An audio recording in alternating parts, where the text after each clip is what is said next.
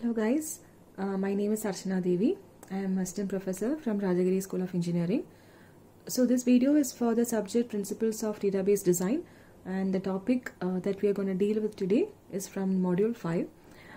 This lecture is a continuation of the topic on indexing, which was done previously. So in the previous lecture we have seen what is indexing. That is, it is to make the database file access fast.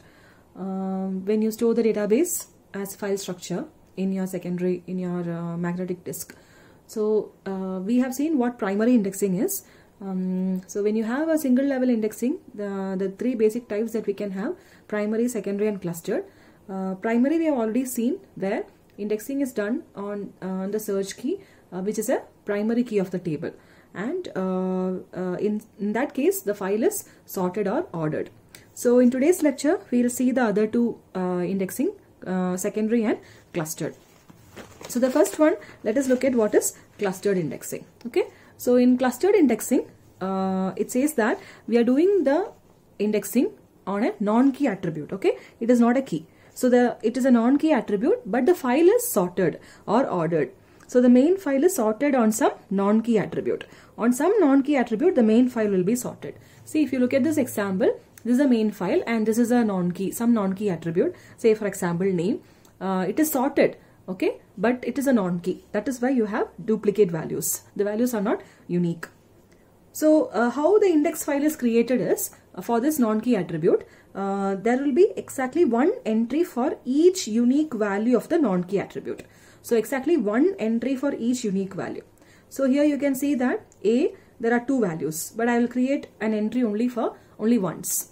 And then for B, one entry, for C, one entry, D, E, F and G. That is a non-key attribute.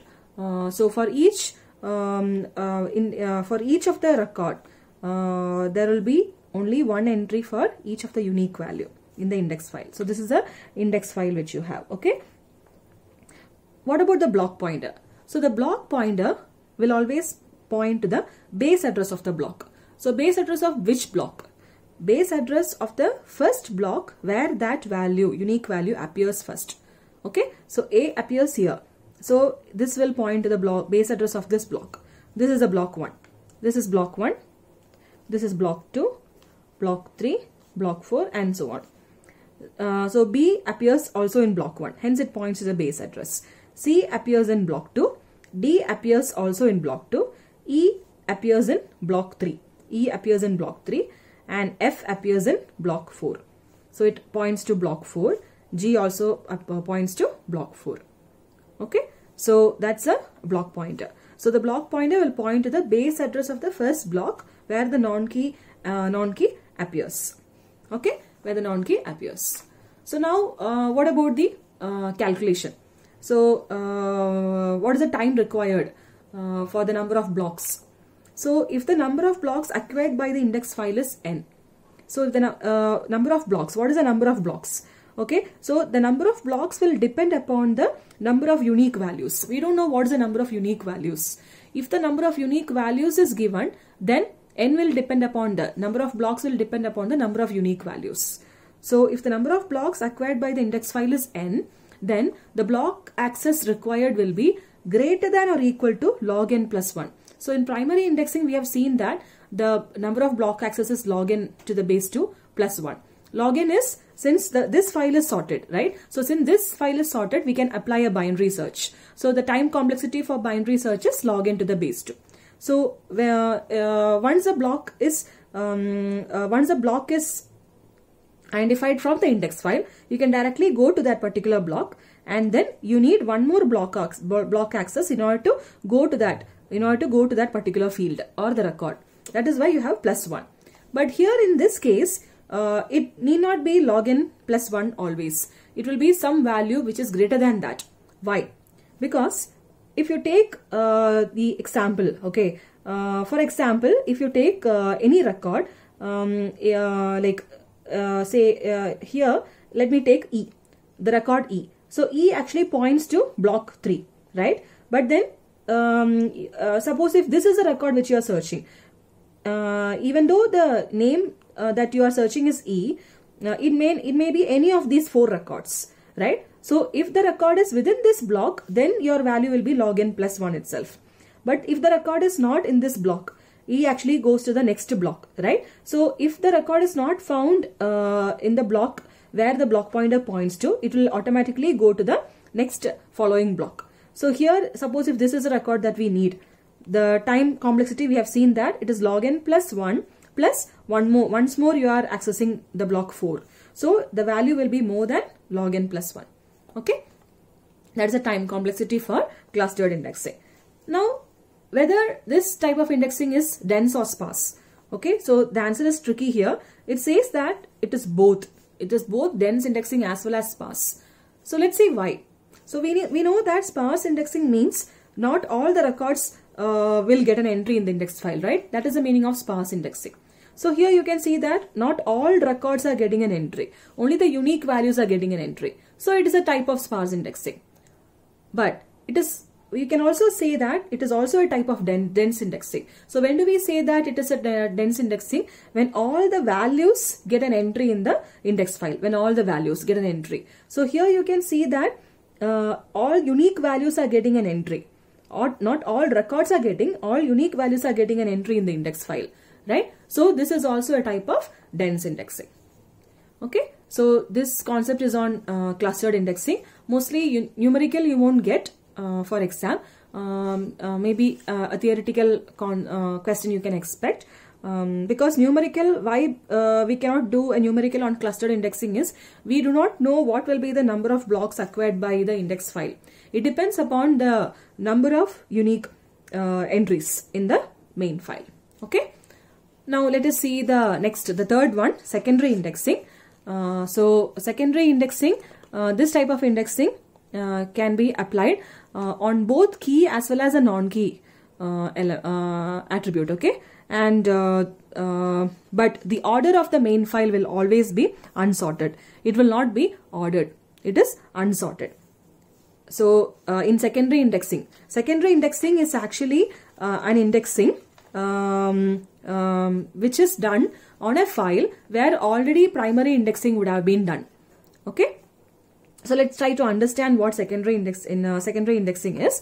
So the first thing is the main file is unsorted. So this is the main file and this is the search key. Search key can be anything. It can be the key. It can be the key of the table or it can be a non-key also. So whether it is a key or a non-key, the attribute is anyway unsorted. So definitely in order to find out where the value is there in the table, you have to apply linear search only because the file is not sorted. Now, whether this is dense indexing or sparse indexing. So when you apply the when you apply secondary index on the search key, this is search key. Okay. So what we'll do is every value will have an entry in the index file.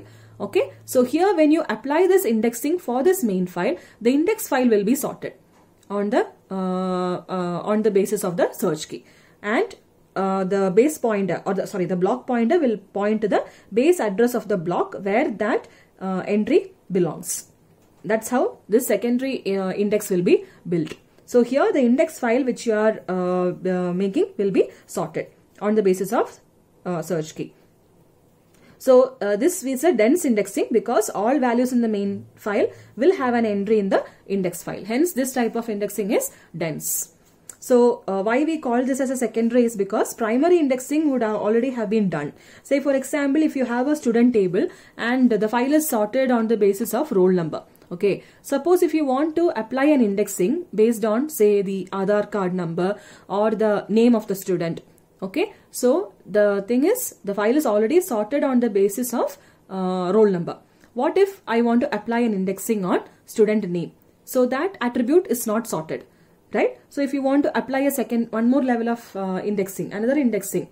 So even though indexing is done to minimize the size as far as possible, if you apply one more indexing on top of primary indexing, it is definitely a wastage of space in your hard disk.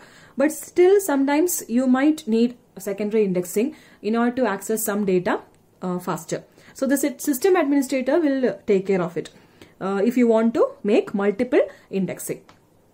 Okay. So that's the secondary indexing. So now what about the number of entries in index file? So the number of entries in index file will actually depend on the values of the search key. Suppose if the search key is a key attribute. If the search key is a key attribute. So if the search key is key attribute, then the number of entries in the index field will be the number of entries in the main file. Because since it's the search key is a key attribute, the values will be unique.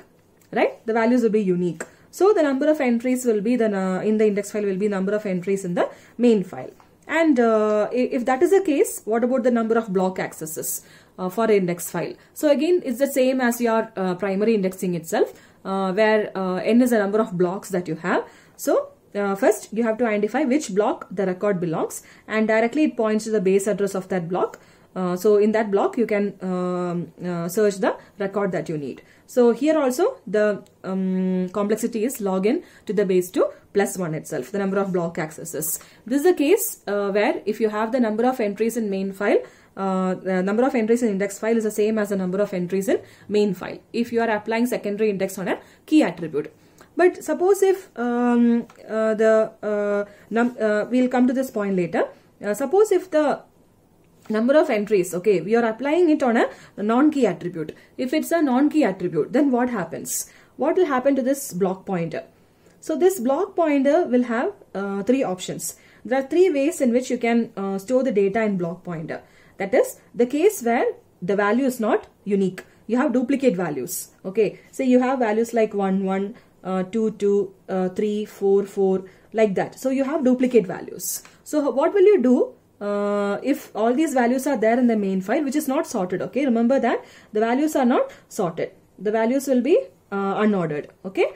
So if you have these values in the main file, so one option is you include all the values in the index file.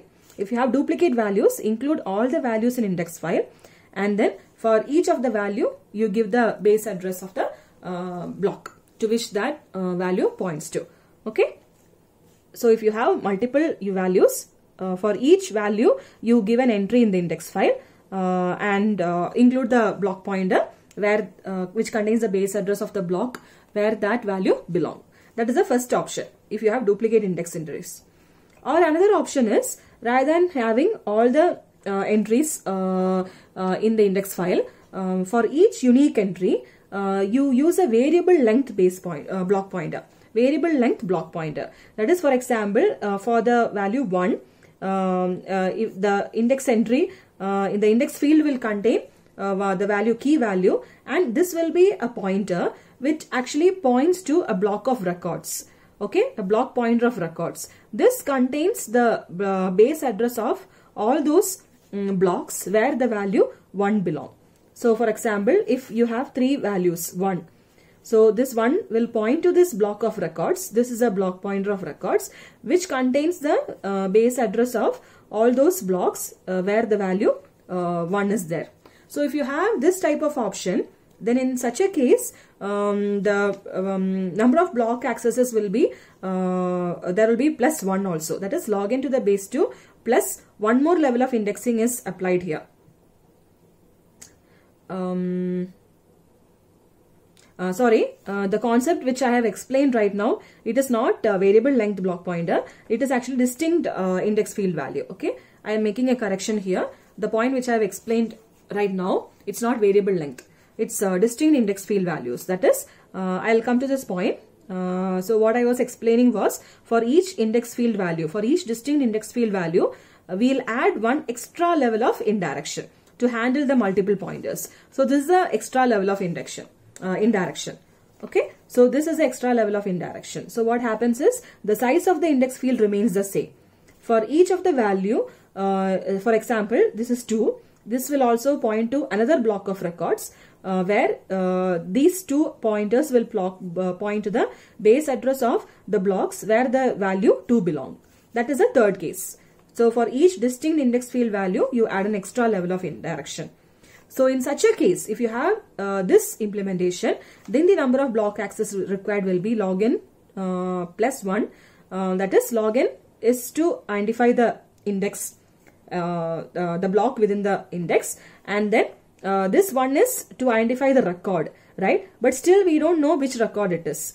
once you have identified which block it is, here you have to identify which record it is from these addresses. So it will require one more level of time complexity if this is the case.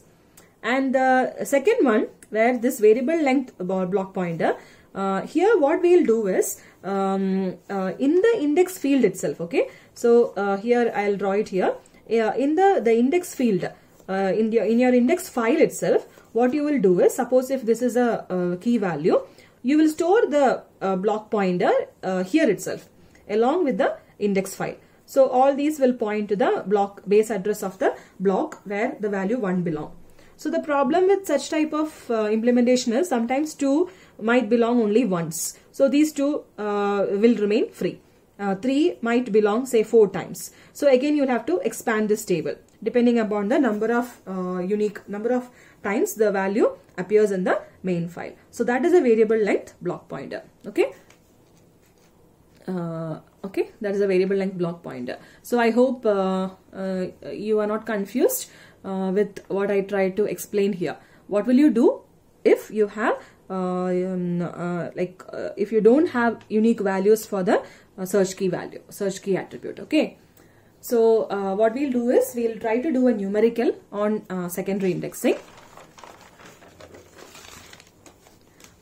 So in this problem is similar to the primary indexing that we have done. We'll try to do how we'll try to see here what happens with and without indexing, secondary indexing. Okay, so it is given you have the main file with 30,000 records, and the size of each record is 100 bytes. Block size is 1024 bytes, and then here you have the index field. So here secondary indexing is applied, and the assumption made here is the search key value on the basis on which the index file is made is unique. Okay, it's a key attribute. So in order to do the numerical, we have taken that example. So without indexing, okay, so we have already seen how to calculate the blocking factor. The blocking factor is the number of records in the index file. So here you have the blocking factor, the formula block size divided by record size. So first we are calculating without indexing. So this blocking factor is for the main file. So the block size is 1024 divided by record size. So this will give you how many records are there in a particular block. How many records are there in a particular block in main file. So the number of blocks, so that will give you 1024 by 100. So we have seen that you will actually take the lower bound, because in the question, if it is not given, you will take the assumption as unspanned organization. So unspanned organization is even if you have a small number of bytes memory left in a block, you will not use it. You will leave it free. You will not span. Okay, unspanned means you will not span a record across multiple blocks. So that's why you take the lower bound here. Here actually you get 10.24, but we take the lower bound only, hence 10.10. Now, so we have found out what is the total number of records in a particular block. So now from that you can find out what is the number of blocks, what are the total number of blocks required. So we know that the total number of records for the main file is 30,000, and the number of records within a block is given as 10. So what will be the total number of blocks for the main file? So this formula we have already seen in the previous example. So you directly apply the formula, you will get 30,000 by 10, you will get 3,000. So here one point you have to note down that here actually you take the upper bound. Okay, the upper bound is actually taken. Suppose if this comes as a fraction, say for example 3000.1 or 3000.2. If it comes as a fraction, then you have to take the upper bound. So that will become 3001 if you take the upper bound. Why you take the upper bound is you can only access the block fully, right? You cannot access the block half. So suppose if you get 3000.1, that means there is a small record which has to be stored in one more block. So that block also should be taken in order to store the remaining records. So you have to take the upper bound here if a fraction comes. So the same you have to do for the primary indexing case also if you get a fraction. So without indexing, the number of block access since it's the file is unsorted here, right? The file is unsorted. So since the file is unsorted, the total time complexity will be, you have to apply a linear search only. It will be of the order of n, which was mentioned in the note. So the linear search, the time complexity will be order of n itself. So here you will get 3000, because each and every record you have to search in order to find the actual required record. So now what will happen with indexing? So when you apply indexing, again you have to find what is the total number of block accesses. So with indexing, the formulas are the same. You are only doing the number of block access on the index file. So the blocking factor, what is the number of records within a block in the index file? So the block size divided by record size, you will get 68. So the number of records within a block is 68. Now next you have to find out what is the total number of blocks in index file. So the total number of blocks in index file will depend upon the number of records of the index file. So what is the number of records in the index file? It will depend upon the number of records in the main file. So here, since it is secondary indexing which is done on a key attribute, the number of records in index file will be the same as the number of records of main file. So the number of records of index file is the same as number of records of main file, which is a 30,000 divided by blocking factor. So the blocking factor here is different, 68. So here, as I told, you will take the upper bound. Okay. So when you divide this, you will actually get 441.176. So there is a small number of record which has to be stored in one more block. Hence, the value will be 442. This is the number of blocks in the index file. So the number of block access required will be log n to the base 2 plus 1, where n is the number of blocks. So if you apply this formula, you will get 8.78. So this is also the upper bound will be taken here when you apply log n, because it's the number of searches required, right?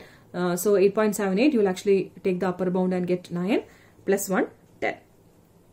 So the same example we had actually done for primary indexing. You can compare this with the primary indexing example. There was the block access which was required was less compared for primary indexing, because obviously the file was sorted for primary indexing, but still it didn't make much of a difference. There's only a small value difference only, but definitely it is better when compared to the unsorted main file. Even though the secondary level of indexing was applied to an unsorted file, without indexing the number of block access required was 3000, which was of the order of n, right, of the order of n.